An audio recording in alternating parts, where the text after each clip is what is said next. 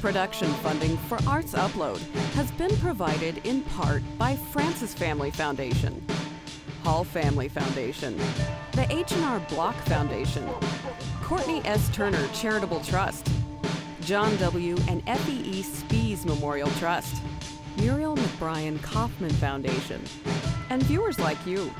Thank you. Hi, I'm Randy Mason. And I'm Maris Aylward. This week on Arts Upload, we're going out south and back in time at Overland Park's Museum of Prairie Fire. With stories about a toy-tisserie and a mural for Arts KC. Also a poet named Ejno and a photographer named Nagatani. Probably a few prehistoric creatures too. All ahead on The Upload.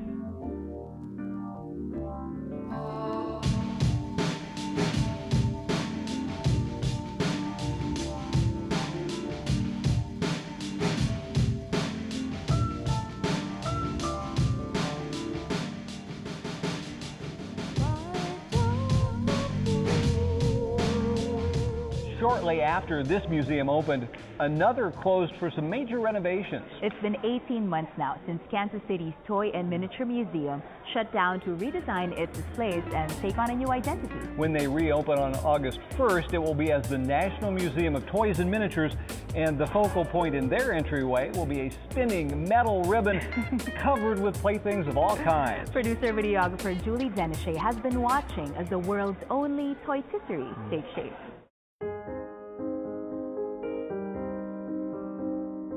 We collected all the toys from the community, which we thought would be a great way to have the community provide an interactive element in the museum's kind of renovation process. We basically asked for toys that would fit into the palm of your hand. At the end, we ended up with 10 55-gallon barrels full of toys. So we collected all these toys, cleaned them, sorted them, and then Sarah went through and started to create scenes. This toy-tisserie is in the entrance of the museum and will greet all the visitors when they first arrive. And hopefully it will attract their attention to scamper upstairs and see the rest of the exhibits of the toys. If you look on the toy-tisserie, you'll see toys from all over. They're donated from people around Kansas City, and we've kind of tried to get a nice accumulation of toys to represent different genres of toys in different eras.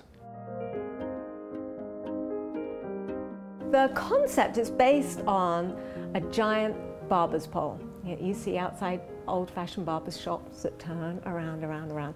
And that is the concept behind this huge, just over 100-foot metal helix.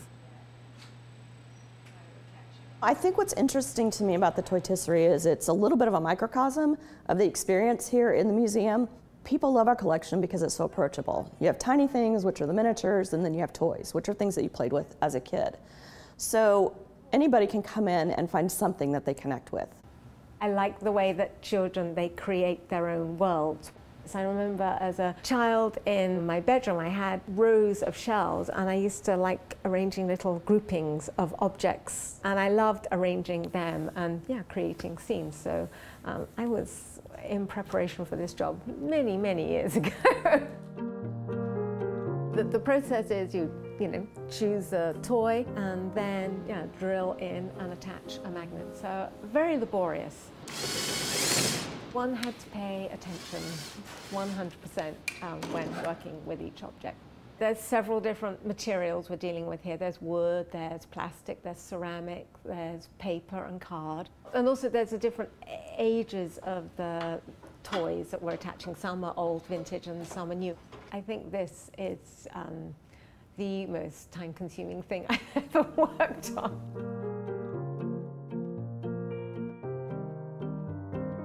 Toy manufacturers weren't really designing toys for us to put them up on this twisting sculpture. The inconsistencies in materials and knowing what tool to use is probably the biggest obstacle, but it's definitely something that we've overcome, and over time through the project we've kind of developed a rhythm where we could say, oh, this thing is a squishy toy animal, we probably shouldn't use the drill on this.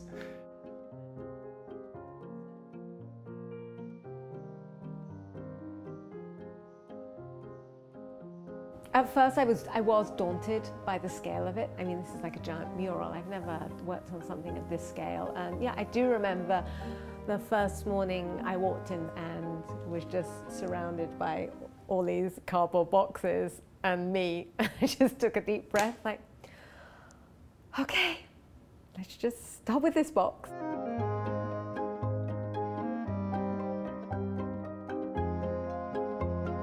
I think probably in just about every scene there's some little tiny detail that I love, and I think maybe there's quite a few little tiny details that people won't notice, or maybe will notice in time. I mean, like in the castle scene, just behind the Stegosaurus there's a little mouse hole, because every castle has a little mouse door. You know, it's not complete without a mouse door and a little mouse poking his nose out, which, you know, within the thousands of toys, that's kind of a crazy detail, and that's, I guess, me. A lot of the toys we're trying to have directional movement, so one toy will be moving in a certain direction to kind of help with the flow of the sculpture. There's an interaction of toys wanting to check out other scenes, and so that's kind of a lot of fun. It could always have more, but also it could maybe have less on there as well. So it's, yeah, it's a fine balance of knowing when to stop. That's the hard thing, is knowing when it's time to just step back. I am going to have to just make myself go, stop, okay, that's it. You just pull up the drawbridge and step away from the toy-tisserie zone. You can let go.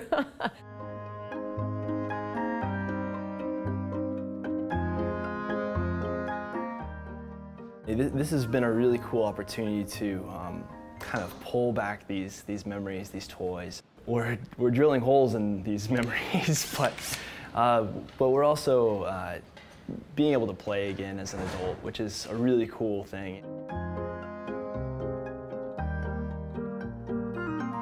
The toy-tisserie just kind of encapsulates what we hope is the experience.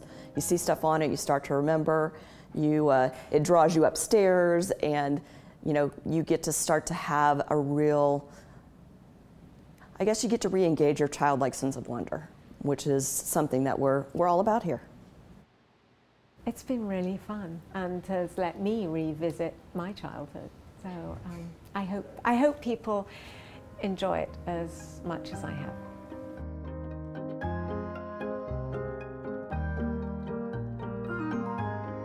While the sculpture at the Toy Museum is largely the work of one person, our next story shows how art can be made by groups of people too. Arts KC, the Regional Arts Council, has some cool new digs in the Crossroads. So when they needed a signature piece, they turned to a man who makes murals, graffiti artist J.T. Daniels. J.T. and Live KC called out the troops and proceeded to, in just a matter of hours, combine their skills for something big, bold, and colorful. Producer, videographer John McGrath saw it all. We're really excited to partner with Live KC to put on this event.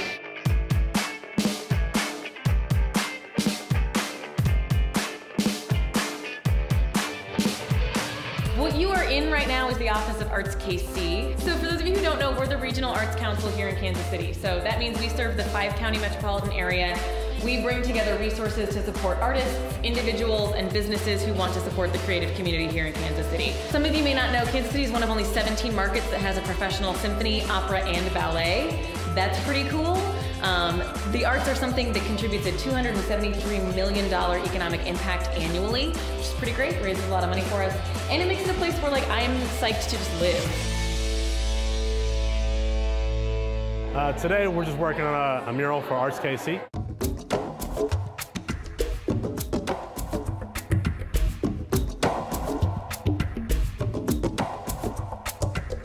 It's supposed to be a really group interactive mural. It's supposed to bring everyone that's interested, at least in KC, the millennial age, 25 to 35, I believe. Working on a KC mural that's supposed to encompass the feeling and the sense of the people that live here. Pretty unique experience. Glad to see, representing Kansas City well and everything that the city's about.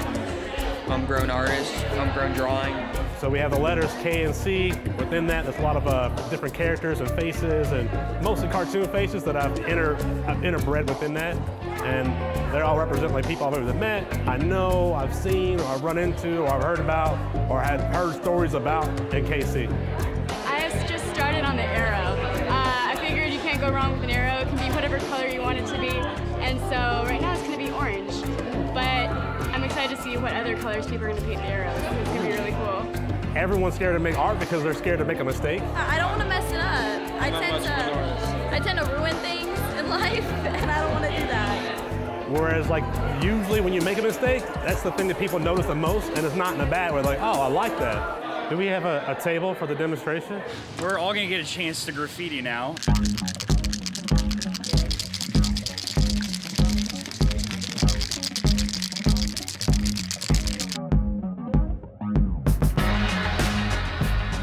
What are they learning here? Different, like, basic spray paint techniques, how close to get to the canvas, how to layer stencils on top of each other.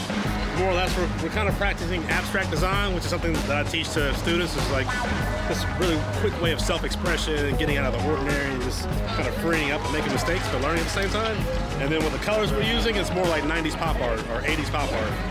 So we just kind of get to think about that, like how can you use art as a catalyst for change?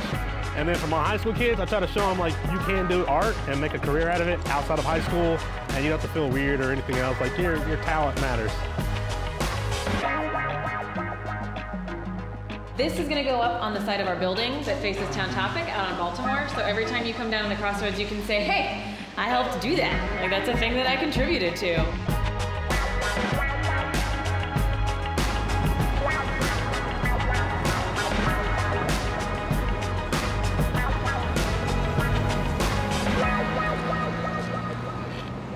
Poets have always been able to strip language down to express complex things in a simple but profound way.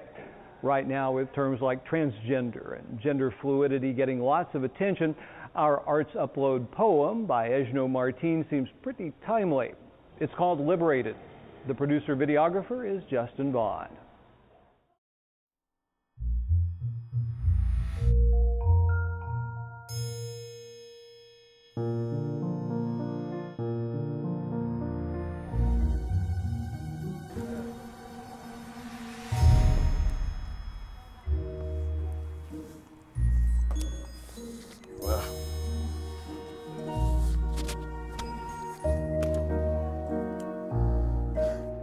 I was just sorting through my mismatched laundry, which is a mundane chore for someone who never taken any pleasure or pride in the clothes they wore, when a long black dress showed up at the bottom of the pile. And I was wearing it before I even had a chance to wonder why. Oh, and it felt good. Too good. Good like finally. It felt so good to finally see a sexy reflection looking back at me in the mirror. So I doubled down and stole my girlfriend's lipstick. You know, I've been wearing eyeliner for years, but it never occurred to me that I guess I was secretly, you know, some kind of a queer. I've been wearing only the blander shades of gray because I never felt like I was worth more, but when I saw that new smile staring back at me in the mirror, I knew that these pink lips meant that I was a peacock, a songbird on the first day of spring, and I actually couldn't wait to go shopping for new clothes. It's like I couldn't wait to wear them and show off my sultry contours and be pretty, beautiful even, and maybe like I was worth affection and lust, sweet reptilian lust. So after realizing the dresses are for special occasions, I set out to go buy new things for the everyday of my new life. And I shaved my legs to a stubble and electric razor and set out for the thrift store, ready to feel the warm sun on the thin straps of my shoulders. And I wasn't even worried about the long stares and snickers because I never expected so many elated strangers. It's like they knew that it was a new day for me, that I had just emerged from a vegetative sense of self to discover savage curiosity and confidence. And when I made it to the store, oh sweet transcendence. The excess of exciting possibilities for a future I fully expected to spend wearing the kind of t-shirts that you buy in bulk would have paralyzed me if not for my prancing in a variety of fishnet stockings, skirts, and pastel t-shirts. Who would have known it's so much fun to have a purse? And I finally allowed myself the kind of pink and black shoes that I'd always wanted since high school.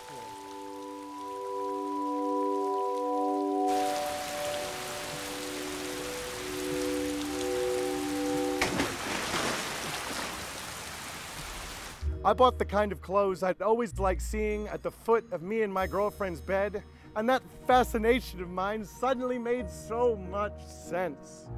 Why, I'd always thought women were the stronger sex and idolized the likes of L7, Heavens to Betsy, Sleater Kinney, and Bikini Kill. I mean, Rebel girls, you are the queens of my world, and I do want to take you home so I can try on your clothes. Duh. And home I went, taking every opportunity and detoured scene, finally snug in my own skin, the breeze catching my hems like the sails of a warship, returning to peace in the place they belonged. And I haven't stopped, even after my parents stopped talking to me, even after my girlfriend flipped out and moved out on me. Life is just too short for hiding and lying and languishing alone with a secret self that no one ever meets. And I had to form a new family and make new friends.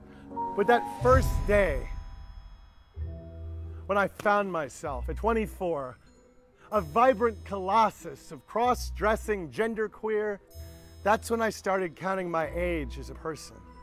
No longer a prisoner to a gender that I'd never really been.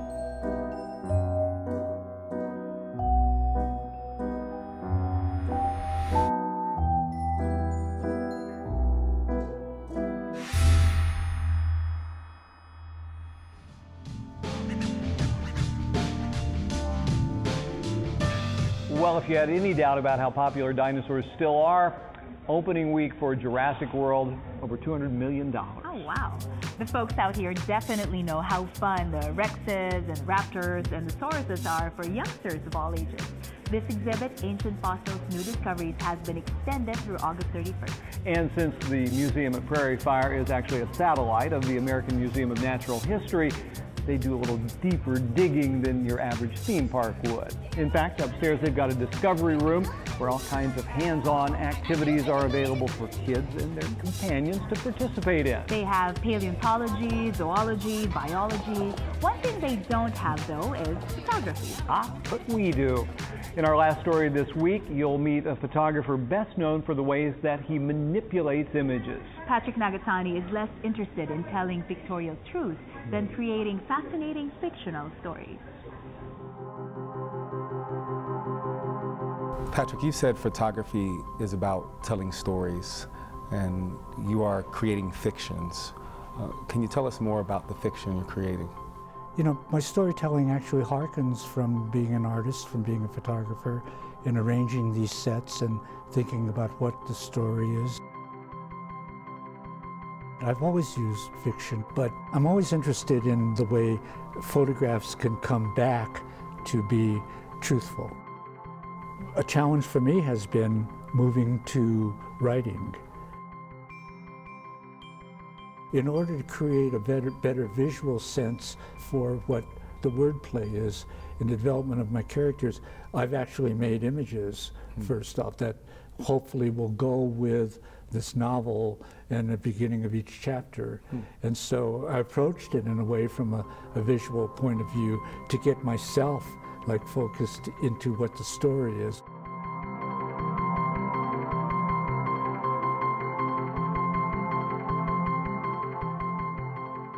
So why create fiction particularly? Photography is an interesting medium in that it's always supposed as the truth. Even in a judicial system, photographs are used to depict the truth, fact. My sensibility has always been that photographs actually lie, they tell stories, and it all depends on how you construct the image. And so I'm interested in those like shifts that photographs can have. Fiction has always existed in quotes.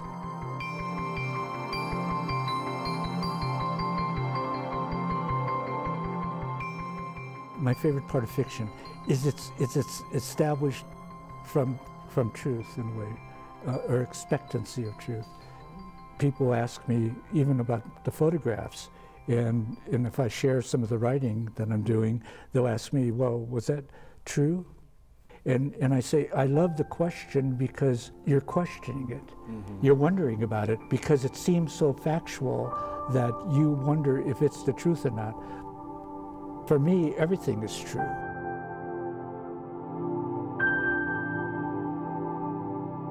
I once did this body of work where I formulated a fictional archaeologist named Ryoichi, which happens to be my middle name. I was a photographer, and I went with this archaeological team from Japan and unearthed luxury cars in sacred sites across the world. So it was all this fictional narrative. Although I gravitated in that work to actually constructing in Japanese Ryoichi's journals, and took pictures of pages of his journal. And the translation was important because it gave his thoughts in terms of an archaeologist in this fabulous adventure. It questioned the paradigms of archaeology and taking objects and removing them from sites. It all became, in my mind, kind of like the truth. I applied my aesthetics of fiction into these photographs to tell the story.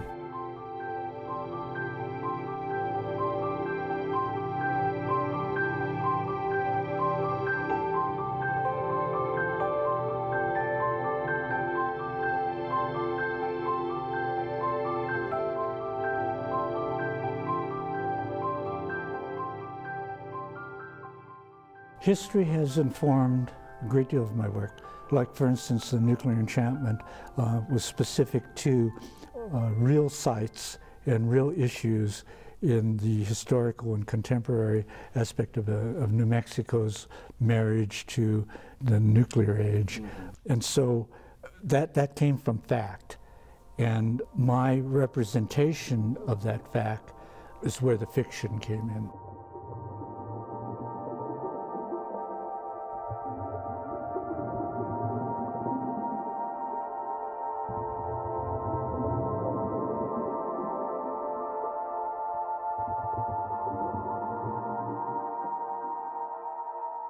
What drives you to tell stories?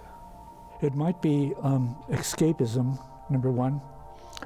It might be my desire for magic, that I find a magical place in storytelling. I think one brings, in terms of magical realism and in terms of spirituality, a lot to embracing fiction, embracing storytelling.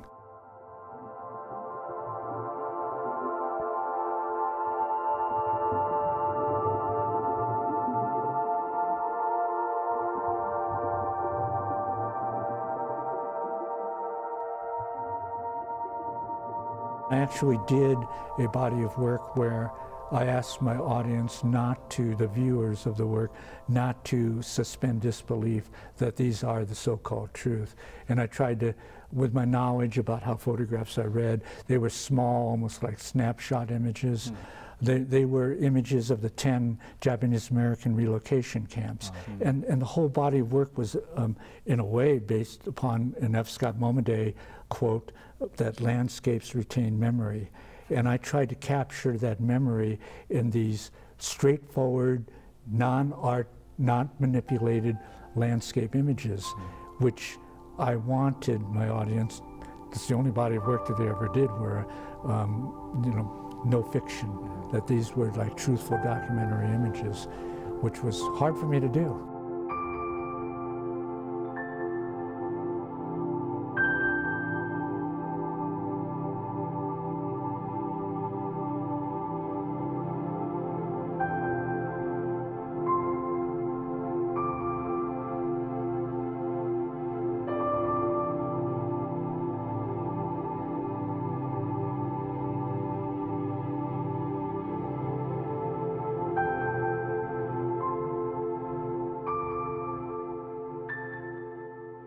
Why do you keep creating?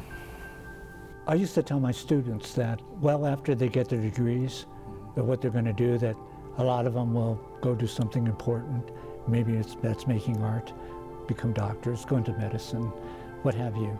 But I told them that a lot of you will understand, I can't tell you what it is, but that it's in your heart. Mm-hmm. And in fact, just the other day, I was thinking about my need to make some pictures. Mm-hmm. So that never leaves the soul, the heart of me. But you're thinking about this constantly, and it makes you happy. You know, they do on occasion offer a night at the museum out here, but we didn't pack for that. And it is all the time we have for this edition of Arts Upload anyway. But next week, the series continues with more science in the form of fractals used for artistic purposes. Also, playwright Frank Higgins, still hard at work in Kansas City. Till then, I'm Randy Mason. And I'm Maris Aylward. Thanks for watching.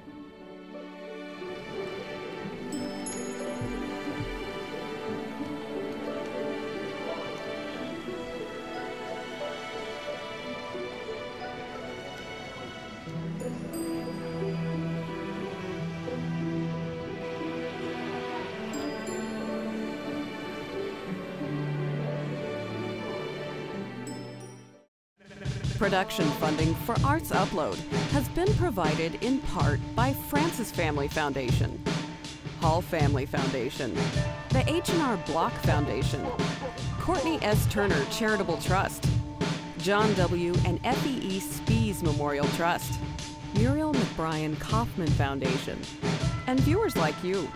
Thank you.